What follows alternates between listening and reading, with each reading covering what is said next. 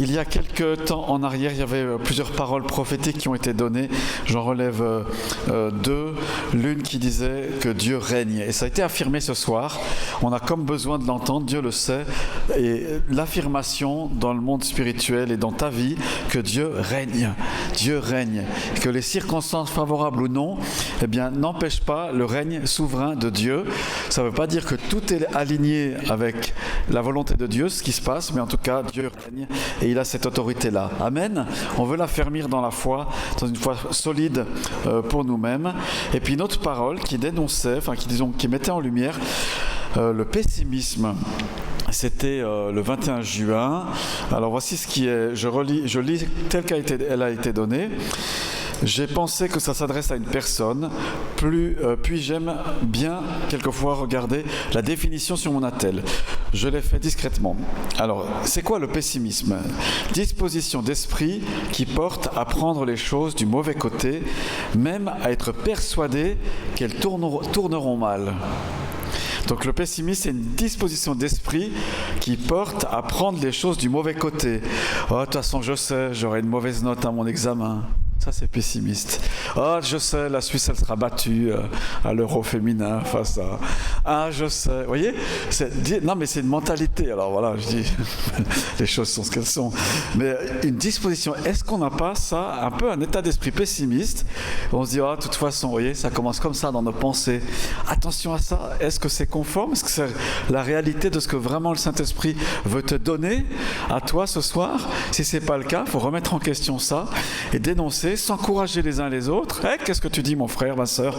Ça va pas. Hein. Non, on se tape sur les doigts les uns les autres avec amour, bien sûr. Mais voilà, remettons, la parole disait que ton état d'esprit soit renouvelé. Voilà, notre mentalité soit renouvelée. D'accord, bien-aimés ? On va faire ça ensemble. Ainsi, imaginez à la sortie d'Égypte pour les Israélites qui, tout d'un coup, la mer s'ouvre et puis ils doivent la traverser. Puis ils disent, ah non, de toute façon, on était mieux en Égypte. Enfin, ils l'ont fait, hein, certains, malheureusement. Mais non, mais c'était pas le plan de Dieu. Il y a Canaan qui est devant toi. Il faut le prendre, le saisir. Ça va coûter, c'est sûr. Hein, il n'y a pas de...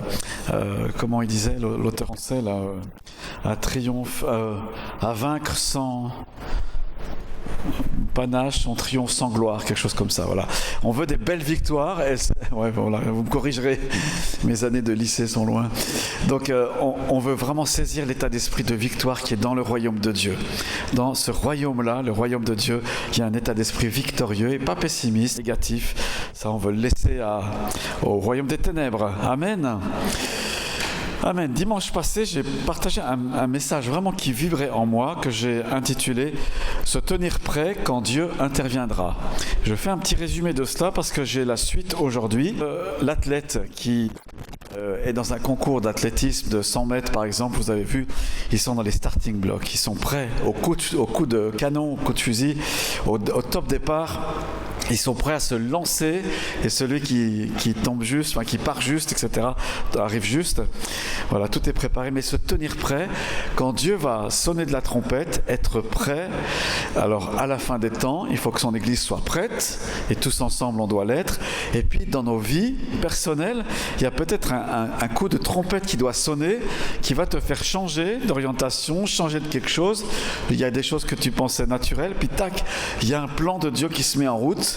Et j'ai pris le texte du livre de la Genèse, chapitre 50, où Dieu, à travers Joseph, le patriarche Joseph leur dit à ses frères, il parle à ses frères, à sa famille qui est là, nouvellement arrivée en Égypte, il leur dit quand Dieu interviendra. Plusieurs fois il le dit. Quand Dieu interviendra, vous ferez ça. Et j'ai dit, il ne dit pas si Dieu intervient. N'est-ce pas, ça serait pessimiste, mais quand Dieu interviendra, vous prendrez mes ossements et vous les amènerez en Canaan. Il est sûr que ça va se passer, il est convaincu, sa foi s'exprime. Il y a des temps, il faut se reposer, il y a des temps, il faut se préparer. Et là, c'est un temps, je crois, de préparation. Il faut que tu te prépares. Il faut que ta valise soit prête à bouger quand le Saint-Esprit bouge. D'accord ? Toujours avec l'idée des Israélites qui sont sortis d'Égypte. Ils étaient prêts, ils étaient dans les starting blocks. La nuit où il fallait manger la Pâque, ils étaient prêts. Ils sont sortis de l'Égypte avec précipitation, mais ils étaient quand même prêts. Voilà, il y en avait marre de l'esclavage, ils ont crié à Dieu, Dieu est intervenu, il les a délivrés et il fallait rentrer dans quelque chose. Et cette semaine, je partageais, on rediscutait de ce message que j'ai donné dimanche passé avec quelqu'un. Et il m'a dit, mais ce message, ça m'a vraiment parlé au cœur parce que voilà, j'étais dans un projet et puis ce projet-là, il est comme confirmé par ce message. Donc c'est intéressant. Et il faut que ce que je vous prêche, ça fasse résonance en vous, en moi-même bien sûr, mais résonance aussi en vous, résonance dans la vie de paroisse, parce qu'on a quelque chose à vivre ensemble, n'est-ce pas? Et moi, je suis persuadé qu'il y a une percée qui se prépare, n'est-ce pas? Et à nous d'être prêts. Puis si on est des sceptiques sur nos bancs du dimanche, on va dire, bon, on verra bien. Non, il faut être prêt à sortir, n'est-ce pas, à sortir de la barque et aller de l'avant ensemble.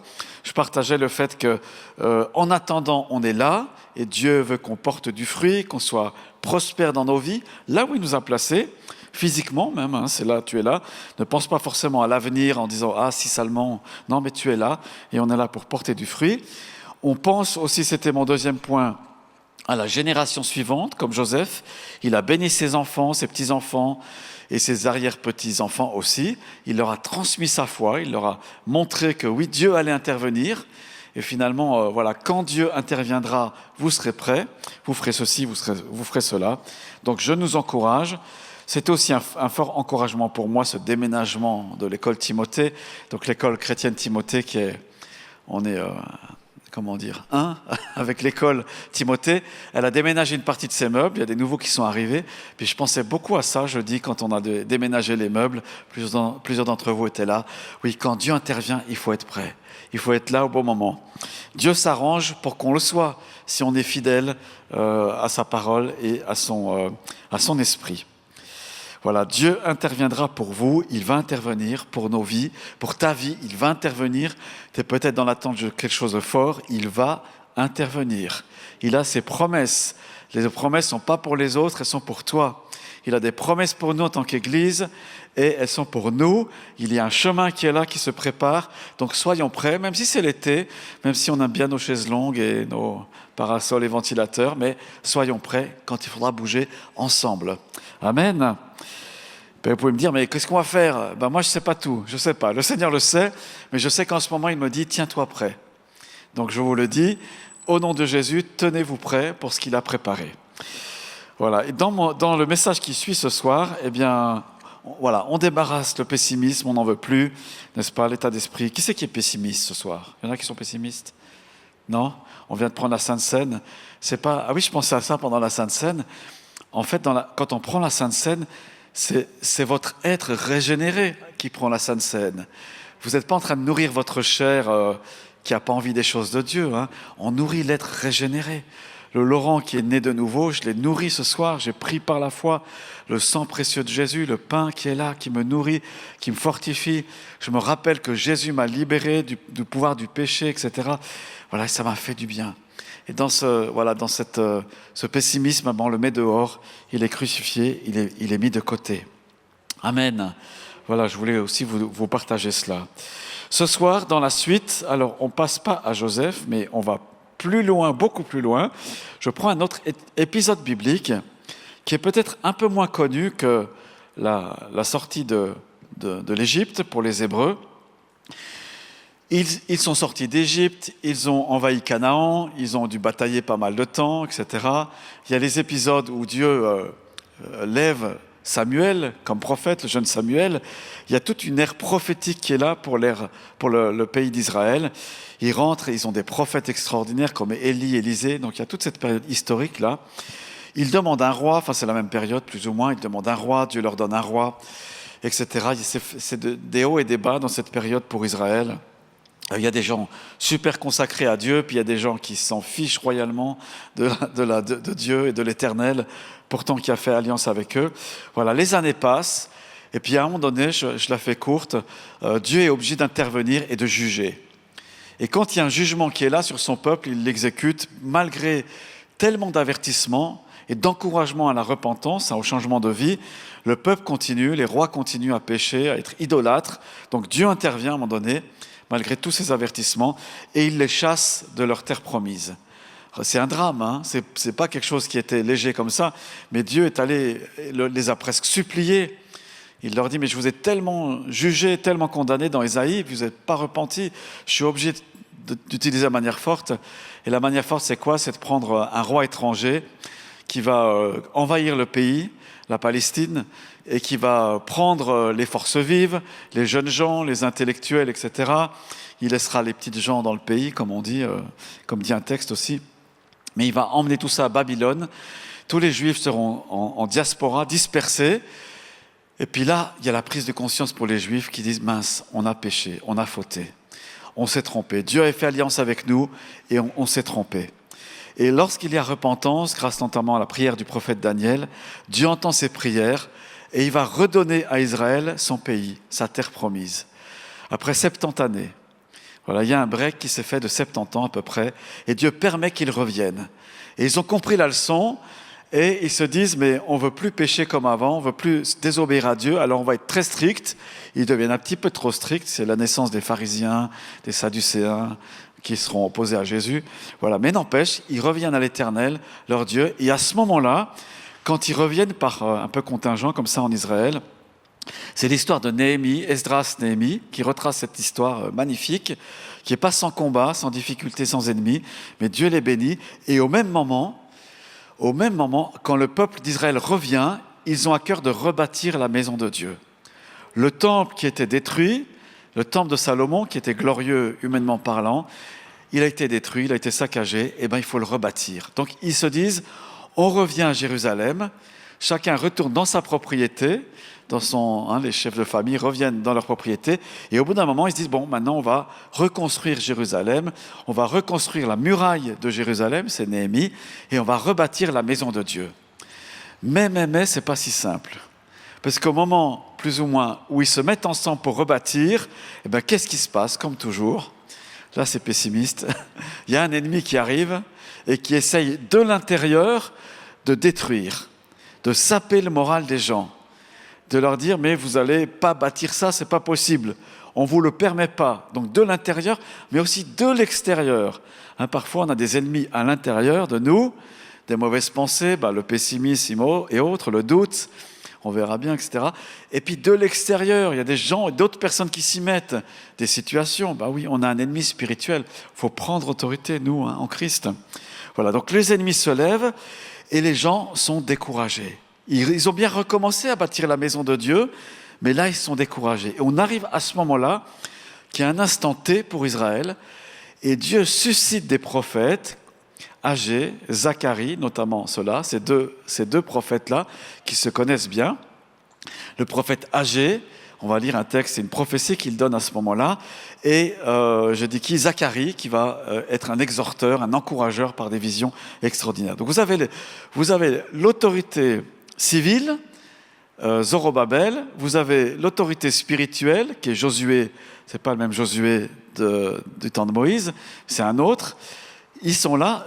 Agé prophétise sur Zorobabel, le gouverneur, il prophétise sur Josué et sur tout le peuple qui s'est rassemblé. Et on va écouter cette prophétie parce que moi j'ai l'impression qu'on est à ce moment-là. On est à un instant T, un instant clé de notre vie de paroisse, de notre vie individuelle. Voilà, un instant T peut-être sur l'agenda de Dieu. Alors qu'est-ce qu'il a dit dans Agé chapitre 2, les versets 1 à 9. Et là, c'est super intéressant, je trouve, parce que Dieu comprend le peuple et il va les amener là où il veut. Agé, chapitre 2. Le 21e jour du 7e mois, la parole de l'Éternel fut révélée par l'intermédiaire du prophète Agé. Verset 2. Parle au gouverneur de Juda, Zorobabel, donc l'autorité civile, fils de Shealtiel, au grand prêtre Josué, fils de Jotsadak, l'autorité spirituelle, et au reste du peuple. Donc voilà, Dieu veut parler, il les rend attentifs, et il dit, Agé, tu parles maintenant, tu parles à mon peuple, tu parles aux autorités. Voici ce qu'il est dit dans cette prophétie. Quel est parmi vous le survivant qui a vu ce temple dans sa gloire première? Et comment le voyez-vous maintenant, tel qu'il est? Ne paraît-il pas comme rien à vos yeux? Maintenant, fortifie-toi, Zorobabel, déclare l'Éternel. Fortifie-toi, Josué, fils de Jotsadak, grand prêtre. Fortifie-toi, peuple entier du pays, déclare l'Éternel. Et travaillez, car je suis moi-même avec vous, déclare l'Éternel, le Maître de l'univers. Conformément à l'engagement que j'ai conclu avec vous quand vous êtes sortis d'Égypte, mon esprit est au milieu de vous. N'ayez pas peur. En effet, voici ce que dit l'Éternel, le Maître de l'univers. Une fois encore, et dans peu de temps, je ferai trembler le ciel et la terre, la mer et le sec. Je ferai trembler toutes les nations, les trésors de toutes les nations afflueront, et je remplirai de gloire ce temple, dit l'Éternel, le Maître de l'univers. L'argent m'appartient, l'or m'appartient, déclare l'Éternel, le Maître de l'univers. La gloire de ce dernier temple sera plus grande que celle du premier, dit l'Éternel, le Maître de l'univers. Et c'est dans ce lieu que je donnerai la paix, déclare l'Éternel, le Maître de l'univers. Une parole du prophète Agé qui est là. Alors je ne sais pas si vous savez, certains peut-être s'en rappellent, c'est le premier ou un des premiers messages que j'ai donné ici dans la paroisse en 1998, peut-être en mars, peut-être en avril, je ne sais pas la date, Chantal qui se rappelle bien de tout ça. J'ai pris ce texte et j'ai comme annoncé, donc je ne savais pas que j'allais être pasteur de la paroisse, c'était avant de l'être, mais j'ai comme dit, voilà, je pense de la part du Seigneur, qu'il y a des temps, avoir des temps glorieux qui allaient venir. Et puis voilà que je deviens pasteur de cette paroisse, vous m'avez engagé, et puis on peut se dire, mais ils sont où les temps glorieux? Alors c'est quoi la définition de la gloire? Peut-être on peut se poser la question, bien sûr, de l'esprit de gloire qui est là au milieu de nous. Mais je me souviens avoir donné ce texte-là, d'avoir vraiment donné avec une conviction. J'aime bien écouter le Saint-Esprit, voilà, vous le savez, je pense. Voilà. Et puis, ce texte me revient ces jours derniers avec une force comme ça, comme si Dieu me disait, mais tu sais, il y a un temps qui est là, il y a une percée qui s'approche. Alors prépare-toi, prépare-toi, prépare-toi. Ça résonne dans mon cœur. Et ce qui résonne ce soir dans mon cœur avec ce texte, c'est les propos où il est dit, fortifie-toi. Zorobabel, déclare l'Éternel, fortifie-toi, Josué, fils de Jotsadak, grand prêtre, fortifie-toi, peuple entier. Et quand Dieu dit une chose, il donne ce qui va avec. On dit, Dieu donne ce qu'il ordonne. Dieu donne ce qu'il ordonne. Il ordonne au gouverneur, fortifie-toi, prends des forces. Fortifiez-vous dans le Seigneur et par sa force souveraine. Ce qui est devant vous, vous avez besoin de ma force, dit Dieu, pour accomplir mon plan. Et quel est le plan à ce moment-là? Ils ont été découragés à cause des ennemis. Ils ont rebâti un petit peu le temple, la maison de l'Éternel. Puis pour finir, ils sont allés chacun chez eux, retournés chacun chez eux. Ils se sont dit, c'est trop dur, on va se faire des belles maisons. Donc ils ont commencé à se faire des belles maisons. Dieu leur reproche au début du livre d'Agé. Est-ce que c'est le moment pour vous d'habiter vos belles maisons? Vous avez mis du lambris, c'est marrant, il donne un détail, Dieu. Vos belles demeures lambrissées, c'est magnifique et tout ça. Est-ce que c'est le temps d'y habiter alors que ma maison est en ruine? Vous avez bien commencé, mais votre maison, c'est super, mais ma maison est en ruine. Vous avez commencé là, la fondation a été refaite. On voit bien l'image des chantiers, et puis tac, le chantier s'arrête. Et Dieu dit, mais ils sont où mes bâtisseurs là? Il est où Josué? Il est où Zorobabel? Il devait être là, superviser tout ça, etc. Ils sont où? Alors le prophète se lève et il dit de la part de Dieu, fortifiez-vous. Fortifiez-vous. Amen. Donc pendant ce message, recevez les forces de Dieu. Pour ta propre vie, pour ce qui est devant toi, tu ne sais pas ce qu'il y a devant toi. Il y a peut-être une année, il va falloir cravacher, comme on dit en français, il va falloir bosser dur. Fortifie-toi, tu as besoin de force que tu vas trouver en Dieu. Juste pour resituer encore dans l'histoire d'Agé, ce qui se passe, le prophète Agé intervient en 520 avant Jésus-Christ, au temps du retour de l'exil babylonien, comme je vous le disais. Le peuple est rentré à Jérusalem, mais le temple est encore en ruine. Et cette prophétie est datée, ce passage est daté du 21 du 7e mois, soit le 17 octobre 520 avant Jésus-Christ. le 17 octobre 520 avant Jésus-Christ. C'est pendant une fête, la fête des tabernacles ou la fête de Soukhot, un temps de mémoire, un temps de louange, un temps d'attente messianique. Et je peux imaginer, comme la parole de Dieu le dit, là, on l'a lu, des anciens qui ont peut-être 80, 90 ans à ce moment-là, qui ont connu le temple quand il était glorieux, qui avait été bâti par Salomon. Il était magnifique, c'était la fête, etc.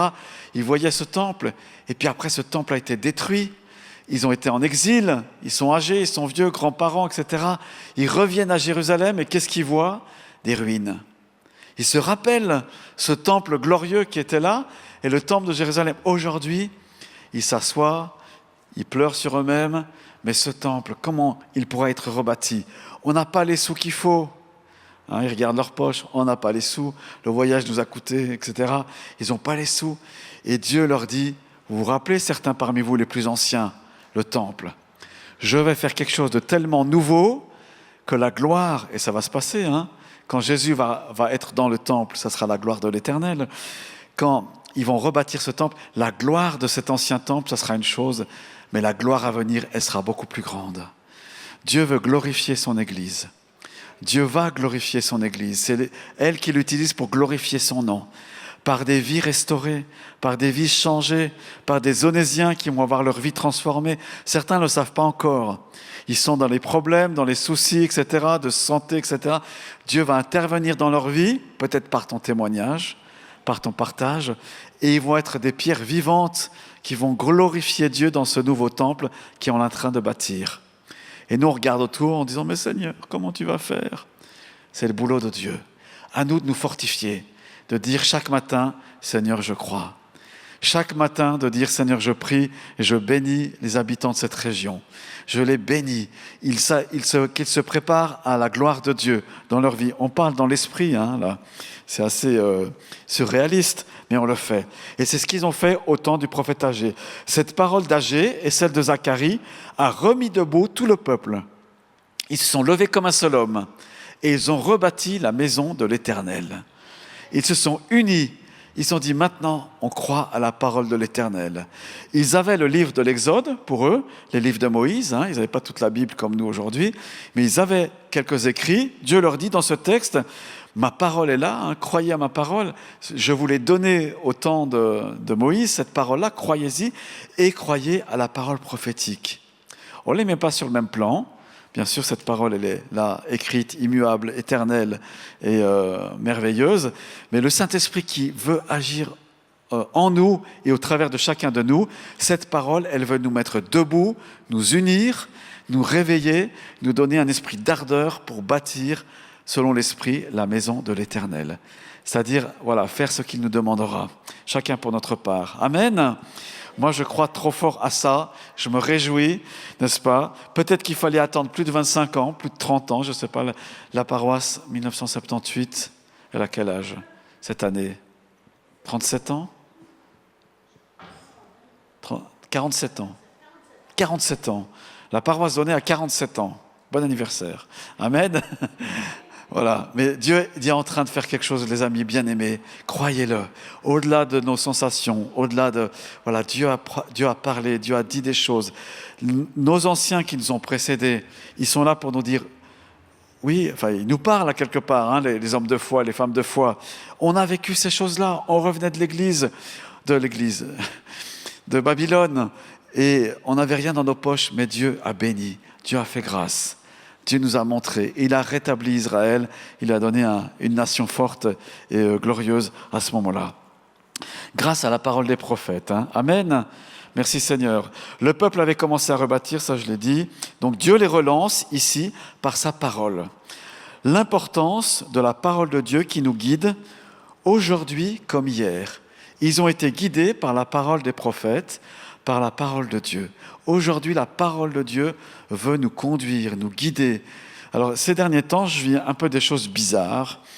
Dans ma famille, ils me regardent et ils m'écoutent un peu bizarre, c'est pas bizarroïde, parce que ça m'arrive de me lever la nuit. Bon, ça m'arrange, il fait moins chaud, comme ça. Et je vais à un endroit, c'est comme si Dieu me réveillait et me dit, tu vas aller chercher ma parole là-bas. Mais je dis, mais Seigneur, t'es là, mon esprit est là. Pourquoi je dois vaincre ma chair une fois de plus, sortir de mon lit? Il me montre l'endroit, il me dit, tu vas aller là-bas, il y a ma parole qui est là-bas, tu vas la chercher. C'est bizarre, hein? Je dis, pourquoi j'ai un Dieu comme ça?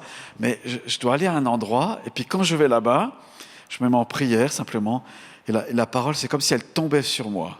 Comme si elle tombait sur moi, quoi. Elle est là, alors j'enregistre ou je fais quelque chose pour la retenir, comme ça. Et voilà, il me dit, tu vas là-bas, ou alors tu vas à tel endroit sur Honnay, tu vas à tel endroit, etc. Et je fais comme ça. Si la nuit, on se croise, ben, tant mieux, c'est que vous aurez peut-être aussi écouté le Seigneur, ce qu'il a à vous dire. Mais il y a une parole que je dois comme aller chercher, et je dois obéir à cette parole déjà pour aller la chercher, me mettre en route. C'est spécial, mais j'ai envie de cette parole. Je ne veux pas la louper. Je ne veux pas que le Seigneur me dise, bah, tu sais, tu as passé à côté de quelque chose que je voulais te dire. Alors j'y vais, même si ça peut me coûter. Ils ont cette soif et cette faim au temps de Agé d'entendre les paroles de l'Éternel. On ne sait pas si Agé a pris la truelle, la pioche ou les outils pour bâtir. On ne sait pas. Mais en tout cas, son rôle à lui, prophète, c'était d'exhorter le peuple à se lever, à se fortifier et à faire le travail, voyez, à accomplir. Dans ce texte, c'est marqué « travailler ». C'est peut-être pas un mot qu'on aime beaucoup, hein, mais il est dit là, voilà, tu écoutes la parole de Dieu, maintenant tu te mets en route, travailler, et Dieu promet, il dit « je suis avec vous ». Selon l'alliance que j'ai faite au Sinaï, il rappelle cet événement-là au peuple de Dieu et aux responsables. La parole de l'Éternel fut adressée. Qu'est-ce que Dieu te dit aujourd'hui? Quelle est la parole d'aujourd'hui? Quelle parole te redit l'Éternel aujourd'hui? Dieu parle, il parle par les Écritures, par son esprit, par la voix prophétique. À l'époque d'Agé, il parlait par ses prophètes. Aujourd'hui, Hébreux 1.1 nous dit, il parle par Jésus-Christ. Et il parle au travers donc c'est Jésus qui est la source de la parole, il est la parole de Dieu, Jésus lui-même. On peut venir à lui pour écouter sa parole. Il peut parler bien sûr à travers les prophètes. Le texte ne dit pas qu'il ne parle plus par les prophètes, mais il va utiliser qui il l'entend comme il l'entend. Et au verset 5, il dit « Avec la parole que je vous ai donnée, quand vous êtes sortis d'Égypte, et mon esprit se tient au milieu de vous. » Voilà, l'esprit agissait parmi eux. Les prophètes prophétisaient la parole de Dieu, ce que devait faire le peuple, afin qu'il soit debout, qu'il se fortifie et qu'il trouve ainsi à accomplir la bénédiction. J'ai remarqué une chose aussi, quand je prends et que je capte la parole de Dieu, pour moi-même ou pour l'assemblée, ou peu importe, quand je capte cette parole, c'est comme si je rentre dans une bulle spéciale de bénédiction, vous voyez. Je rentre dans sa parole, je suis dans sa parole, et je suis comme, voilà, dans une bénédiction particulière. Et ça me fait dire que parfois, je ne devais pas être dedans. Je devais être à côté. Que la parole de Dieu était peut-être ailleurs, ou je ne sais pas, et moi j'étais en train de faire mes affaires, ou je ne sais pas trop quoi. Mais je veux rentrer dans cette parole. Je veux que vous soyez avec moi dans cette parole de Dieu, dans le logos du Seigneur, dans le réma de Dieu, où on va ensemble dans ce qu'il a préparé. Le terme réma, c'est une parole révélée, on peut dire ça comme ça. Logos, on peut l'associer à la parole écrite. Voilà. En gros, la parole de Dieu nous guide aujourd'hui comme hier. Elle a guidé les Hébreux et elle leur a montré le chemin, ils ont obéi. Dieu rappelle que sa parole est constante depuis l'Exode, dans ce texte, jusqu'à aujourd'hui. Elle est notre repère, notre fondement. Faisons cet exercice quotidien de dire « Seigneur, parle-moi par la Bible aujourd'hui ». Une quantité de paroles ont été données à votre cœur, j'en suis persuadé. Bien, peut-être vous avez laissé tomber un peu ça. Mais reprenez cette parole qui est consolation, qui est force. Combien de fois j'ai pu lire la parole, une promesse, vous aussi. Et puis tout d'un coup, la bénédiction est avec cette parole. Elle nous donne ce qu'il faut sur le moment même. La sagesse qu'il faut, etc. L'intelligence qu'il faut. Amen. Donc laissons-nous guider dans ce moment, dans cette période, par la parole de Dieu. Moïse, il avait vraiment à cœur ça. De dire, je veux écouter Dieu. Je veux entendre Dieu pour le peuple, pour moi-même, pour le peuple. Et parfois, Dieu lui parle avec une telle précision. Il est dit, l'Éternel parlait avec Moïse comme un homme parle à son ami. Des échanges comme ça. Hein. Oh, le grand Moïse, oui, mais il était comme vous et moi. Hein. Il était humain, il était dans sa faiblesse, on le voit quand il écrit le psaume 90, etc. Voilà, il était humain, mais il avait à cœur vraiment d'écouter Dieu.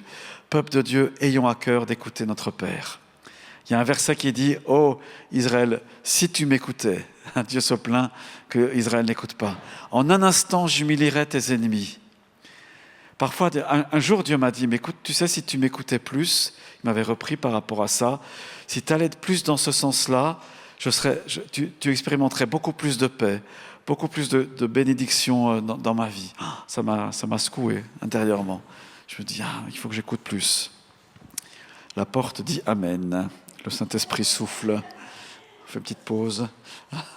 Qu'est-ce que le Seigneur nous dit, hein? C'est important. Posez cela en même temps de bâtir. Chaque étape de notre vie, personnelle, collective, doit être guidée par la parole. C'est elle qui nous dit « Fortifie-toi, travaille, je suis avec toi ». Alors je ne vous dis pas qu'il faut attendre l'ordre de l'Éternel pour aller faire vos courses à la Migros ou à la COP, ce n'est pas ça hein, qu'on est en train de dire, mais l'intention du Saint-Esprit, capter l'intention de Dieu. Parfois on cherche, puis tout d'un coup, paf, la parole de Dieu, elle nous tombe là clairement. Et si ça ne tombe pas encore, une directive de Dieu, il faut le rechercher, écoutez ça. Demandez la prière avec des frères et sœurs. Point 3. Quand nous travaillons pour Dieu, nous entrons dans du nouveau. Quand nous travaillons pour Dieu, nous entrons dans du nouveau. Verset 9. La gloire de cette dernière maison sera plus grande que celle de la première. La gloire de cette dernière maison sera plus grande que celle de la première. Autrement dit, Dieu veut mettre son miracle. Dieu veut mettre ses miracles au milieu de nous. Que ça puisse se voir, les miracles qui sont des signes, parfois. J'ai été guéri, voilà ce qui se passe dans ma vie, ça montre que Dieu est le Dieu des guérisons, c'est un signe qui nous indique quelque chose. Même si, à vue humaine, ce que nous bâtissons semble modeste, Dieu annonce qu'il fait du neuf, qui sera plus glorieux, plus profond, plus spirituel. Cela dépasse les souvenirs du passé et même les capacités humaines. Il s'agit d'un mouvement prophétique et messianique. Bien-aimés, il y a une vague qui vient, n'est-ce pas? Il y a une vague qui vient. Les surfeurs se mettent sur la vague, ils avancent, ils sentent le truc, ils se mettent, les surfeurs, ouais c'est ça, ils se mettent sur la vague et ils se mettent au bon moment pour pouvoir surfer. Avant c'est pas bon, après c'est pas bon, vous voyez? On est tous des surfeuses et des surfeurs. Ce soir, on va se mettre sur la vague, le Saint-Esprit est là, on va la prendre et c'est elle qui va nous porter. On travaille pour Dieu, mais en fait, comme dit un autre verset des Écritures, « Éternel, tout ce que tu accomplis, c'est toi qui l'accomplis pour nous ou par nous. » Voilà, il y a deux versions différentes. Mais Dieu agit et il accomplit au travers de chacun de nous. « Voici, je fais une chose nouvelle. » Ésaïe 43, 19. Elle germe déjà. Est-ce qu'on pourrait, c'est possible d'afficher, Sam? Ésaïe 43, 19. On parle d'Ésaïe ce soir, hein, c'était lu dans la louange. J'aimerais qu'on puisse le lire ensemble. Pareil, hein, Ésaïe, c'était au moment de l'exil, âgé c'est post-exilique, comme on dit. Alors, on y va ensemble. Je fais une chose nouvelle qui est déjà en germe. Ne la remarquerez-vous pas? Je vais tracer un chemin en plein désert et mettre des fleuves dans les endroits arides. Amen. Bien-aimés, si on n'est pas bien dans nos santé, cherchons le fleuve qui va couler dans le désert. Si on est défié dans tel ou tel domaine, cherchons le fleuve de Dieu. Dieu dit, je fais couler des fleuves dans le désert. Amen. Peut-être ça commence avec une goutte, n'est-ce pas? 2 gouttes, 3, 5, 10, 100, 1000, n'est-ce pas? Les précipitations qui augmentent, Dieu fait couler un fleuve comme ça. Des choses nouvelles, des choses extraordinaires. On peut sauter dans ce fleuve, comme le prophète. Le Saint-Esprit nous accompagne pour glorifier Dieu. Le rôle du Saint-Esprit, il nous rappelle ce que Jésus a dit tout le temps, c'est l'exhorteur, le consolateur, et l'Esprit se tient au milieu de vous, verset 5, et mon Esprit se tient au milieu de vous. L'Esprit de Dieu est là ce soir. Il est là cet été. Il est là pour nous accompagner dans les étapes qui sont à venir. Lui, il les connaît parfaitement. Notre rôle, c'est d'écouter. Les responsables, c'est d'écouter et de mettre, et bien sûr d'obéir. Le Saint-Esprit est la présence active de Dieu qui nous soutient dans notre travail, nous rassure, nous conduit, nous donne la paix. Et puis, il y a pour moi un des plus beaux versets de l'Ancien Testament. C'est dans Zacharie chapitre 4, verset 6. J'aimerais aussi qu'on puisse le lire ensemble. Enfin, ça dépend comment il est découpé. Ensemble, voici la parole que l'Éternel adresse à Zorobabel. On le connaît celui-là. Hein. Ce n'est ni par la puissance, ni par la force, mais c'est par mon esprit, dit l'Éternel des armées, le Maître de l'univers. Amen. Alors, en réfléchissant sur ce message, j'ai des paroles qui sont venues et on va mettre ces paroles. Alors voilà ce que j'ai fait, je vous dis en toute simplicité, j'ai vraiment cherché à écouter Dieu. C'est devenu un chant dans mon cœur, puis comme je ne sais pas bien chanter comme il faudrait, je ne l'ai pas chanté, mais j'ai balancé les paroles dans une intelligence artificielle, puis voilà ce qui m'a sorti. Donc les paroles sont bonnes, la musique, voilà, elle n'est pas forcément, elle n'est pas autre chose qu'intelligence artificielle, mais je trouve que ça donne pas trop mal. Alors, est-ce qu'on peut projeter ce chant? Regardez surtout les paroles. Tu es le Tout-Puissant, Roi de gloire et de vie. Ta voix fait taire les vents, tu domines l'infini. Quand tu parles, tout s'ouvre. Quand tu souffles, tout bouge. Mets-nous au large, mets-nous au large, mets-nous au large, Seigneur. Loin de nos peurs, loin du rivage, dans ta puissance et ta splendeur. Oh, oh, oh, oh, loin du rivage. Oh, oh, oh, tu es le souverain, ton règne est éternel, ton amour nous atteint, il est pur, il est fidèle. Quand tu parles, tout s'ouvre. Quand tu souffles, tout bouge. Mets-nous au large, mets-nous au large, mets-nous au large, Seigneur. Loin de nos peurs, loin du rivage, dans ta puissance et ta splendeur. Oh, oh, oh, main du rivage. Oh,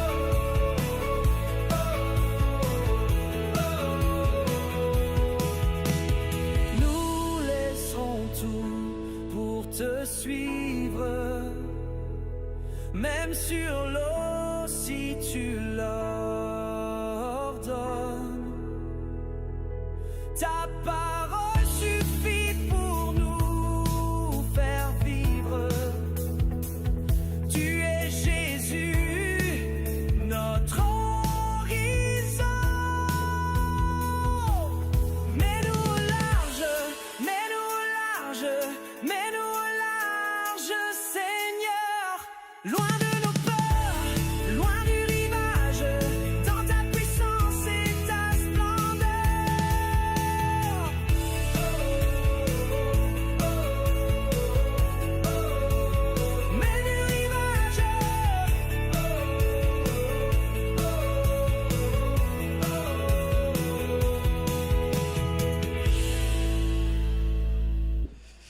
Oui, l'IA est sympathique. Donc, je vous lis les paroles parce que je pense que c'est plus ça qu'il faut retenir. Puis je vous enverrai ceux qui sont sur le groupe WhatsApp, vous pourrez avoir le lien et puis le chanter de votre côté, pourquoi pas. Donc, tu es le Tout-Puissant, Roi de gloire et de vie, ta voix fait taire les vents, tu domines l'infini, quand tu parles, tout s'ouvre, quand tu souffles, tout bouge. Mets-nous au large, c'est vraiment ça que j'avais très à cœur, mets-nous au large cette prière, mets-nous au large Seigneur, loin de nos peurs, loin du rivage, dans ta puissance et ta splendeur. Mets-nous au large, c'est peut-être la prière que Dieu aimerait que nous puissions dire en ce moment, dans cette période, pour nous-mêmes, la communauté, le Honnay, là où vous êtes. Voilà, mets-nous au large. Et l'idée, c'était aussi que Jésus dit à Pierre, avance en pleine eau, avec la barque. Hein. Va prends ta barque, avance en pleine eau.